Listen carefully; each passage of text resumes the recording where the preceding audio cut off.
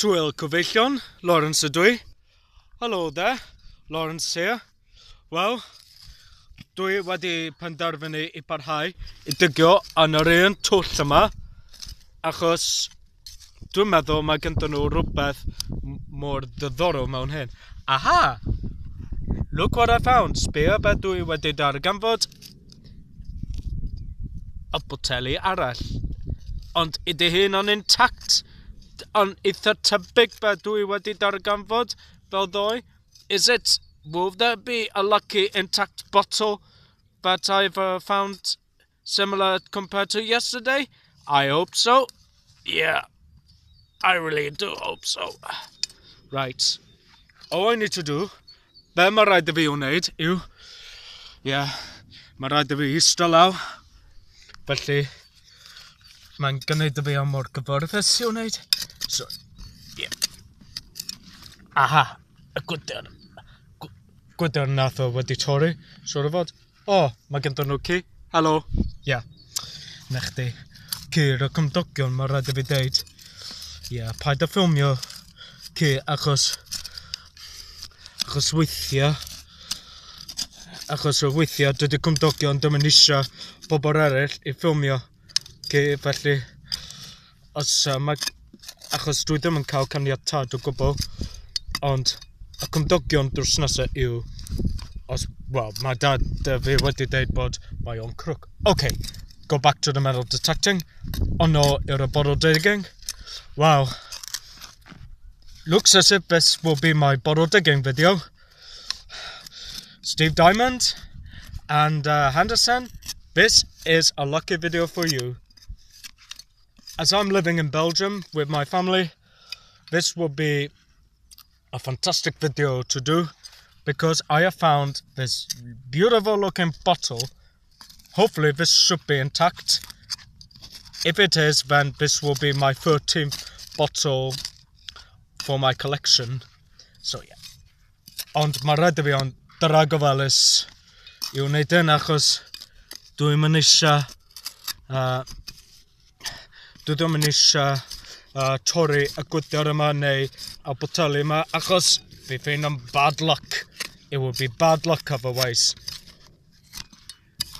Ond hyd yn oed wedyn, mae boteli ar y casgliad fi wedi bod mewn casgliad ers dwi wedi dechrau digio ers 2 blynedd yn ôl 2015.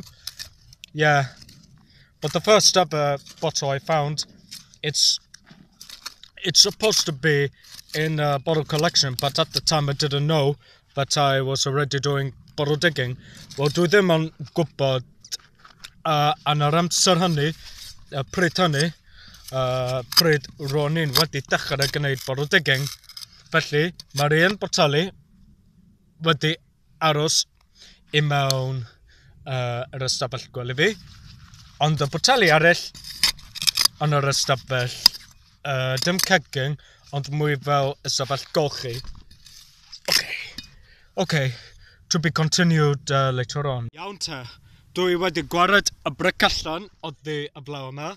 Felly, dwi'n mynd I darganfod beth yw hwn, os mae hwn yn boteli, neu o boteli unusual, neu a jar. Gan I weld.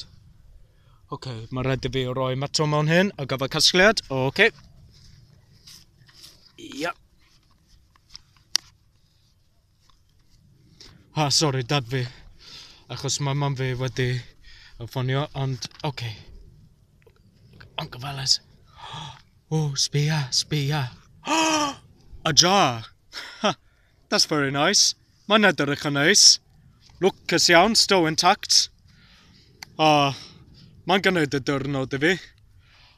Bendigedig. Mae rhaid I fi glannu hyn. I'll keep that. A gyfer casgliad for the collection, eh? Yeah. Here we go. Bottle hunting of the day. Dydy hyn ddim yn video unig a gyfer bottle hunting. This is not the only video I made for bottle hunting. This video will be about finding a metal for what I just found. Right, mae rhaid I fi defnyddio pro pointer. Mae'n edrych yn fawr. Fel y mae. Ie, mae'n edrych yn fawr. This will be the video of a jar and a piece of metal. Something big.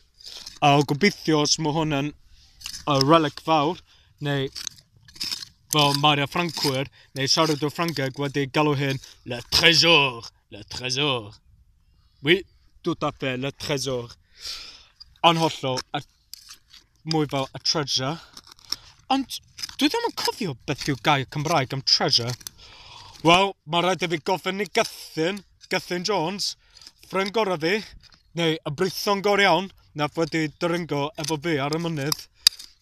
Achos mae o yn brython gorau iawn, wedi credu mewn i'r iaith Gymraeg, ond mae Cymru eraill, neu pobl ifanc Cymraeg, I gyd o mor gall, a dydyn nhw ddim yn creu dam am yr iaith Gymraeg. Mae'n trist iawn yndi. This is what I've just found. Except this one's very tricky. Dydd ar y ffordd yw y metal hwn. Come on. Out you go. Yes. Here we go. Nechdi. Squaring away. Yeah. Nechdi. Coeden wedi tori. Dymori. Pwysig. Going to the dump. Yeah. Achos beth dwi'n neud, priority yw trio digio o ran gyda metal allan. Dwi'n credu mae hwn o ran gyda'r injan, ond gawn ni weld nes ymlaen. Okay, just about there. Agos iawn I digio hwn I fyny allan. Waw, gobeithio mae hwn am mwy yn fawn na hyn. Bwdlas. Mae gynddyn nhw ci nath wedi barcio bob tro. Come on. Ro'n i'n meddwl mae hwn yn dod allan am fi, ond na, dim cweit. Achos there's still a last obstacle to tackle. Here we go. Mae'r ci wedi barcio at mam fi achos dydy hwnna ddim yn licio, wel, neu mae o'n ifanc. Siwr o fod. Roeddwn ni wedi cael ci o'r blaen. Yeah. Roedd y ci ni wedi gwneud yr un peth hefyd. Okay, come on, Lawrence. You're off topic. Back to metal detecting. Yeah. Be dwi'n trio wneud yw digio a piece of relic out. Come on. Oh dear. Mae gyda nhw ffens. Mae nhw lot I digio. Mae nhw lot o'n nhw I digio. Yeah, ffens. Come on. Dwch ymlaen. You can do it. Here we go. Good day, right.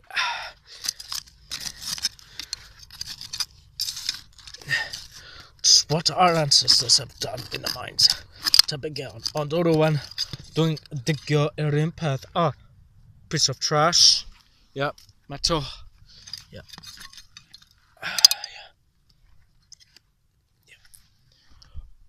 Okay, come on. Dyma'r moment fawr iawn. This is a big moment here. Come on.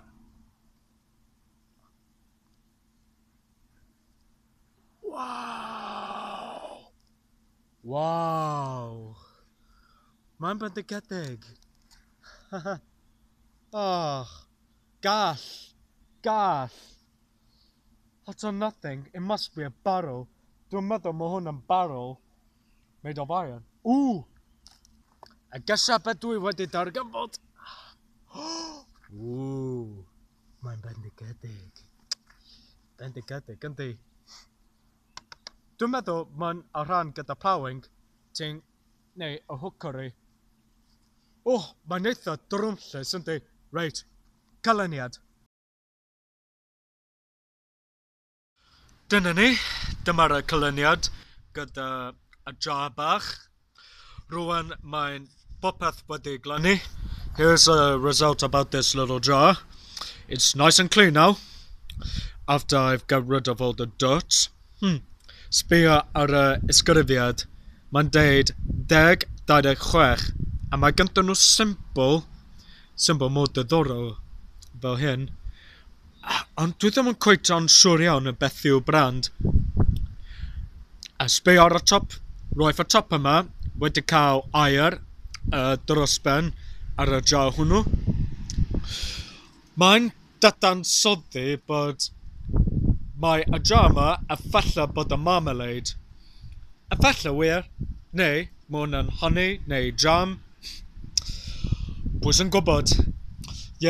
Achos mae'n bosib bod yn Globewg mae nifer o siopau yn Globewg yn y gorffennol ar hyd yn hyn erbyn heddiw maen nhw yn dal i gwerthu marmalade, jars a honey ar gyfer y jar hwnnw.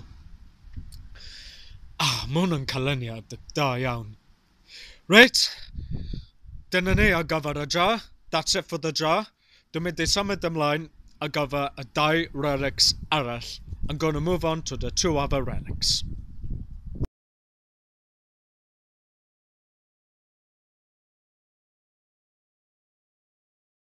A rwan, da ni wedi symud ymlaen i'r 2 relics sydd oddi metal. Wel, yn gyntaf, mae rhaid i fi cychwyn gyda hwn. Ar ran gyda y barrel. Yn anffodus, y newyddion trist yw mae hwn wedi diflannu a dydy hyn ddim wedi dod at ei gilydd ys tro achos ers blynyddoedd mae wedi gladdu mewn y flaw dros mwy na 7 mlynedd. Dyma pryd roeddwn ni dyma pryd roedd y teulu fi wedi byw yn Wtili Lefel y Nyf, a dyma pryd, ers 2010, nes I fynd I Prifysgol Bangor I astudio Cymraeg Cherddoriaeth. A 7 mlynedd ar ôl, dwi wedi penderfynu I trio achub mwy o'r eitemau gan gynta ar ei gormod. Na chdi. Yn anffodus, mae rhaid fynd i'r dump.